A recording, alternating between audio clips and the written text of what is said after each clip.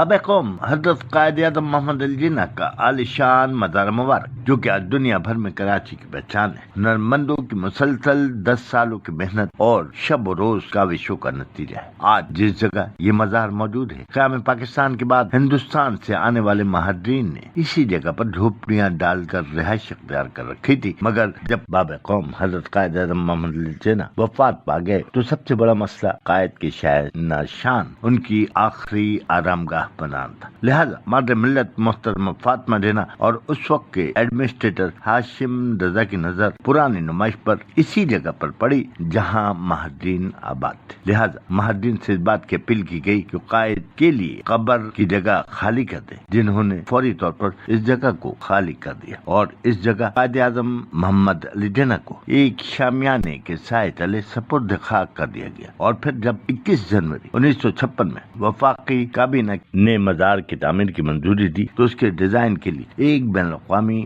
مقابلہ کرایا گیا، جس میں ماہرین تعمیر یحییٰ مرچنٹ کے ڈیزائن کو پسند کر کے 8 فروری 1960 سے تعمیرات کا آغاز کیا گیا اور اس کے بنیادی ڈھانچے کو 3 مئی 1966 کو مکمل کر لیا گیا۔ پھر اسے سنگ مرمر سے آراستہ کیے جانے کے بعد 15 جنوری 1971 کو عوام کے لیے کھول دیا گیا اور اس کے بعد کئی بار اسے عہد حاضر کے تقاضوں کے مطابق ڈھالا گیا اور اسی وجہ کا اب یہ دنیا بھر میں کراچی کی پہچان ہے۔ لیکن آج میرا مقصد مسافر پاکستانی یوٹیوب کے ناظرین کو نہ تو مزار قائد دکھانا ہے اور نہ ہی اس کی تاریخ سے آگاہی دینا ہے، بلکہ پنجاب کے قدیم قبرستان میں ایک ایسے مزار کو دکھانا ہے جو کہ مزار قائد کی شبیہ ہے۔ میں ہوں مسافر پاکستانی مختار احمد بھائی جی، کیمرامین شبیر بھٹی کے ساتھ جنوبی پنجاب کے شہر خانیوال میں ایک تاریخی اور قدیمی قبرستان میں جس کی قدامت صدیوں پر محیط ہے، لیکن اس قبرستان میں ایک چھوٹا سے مزار نے پورے قبرستان کو منفرد بنا رکھا ہے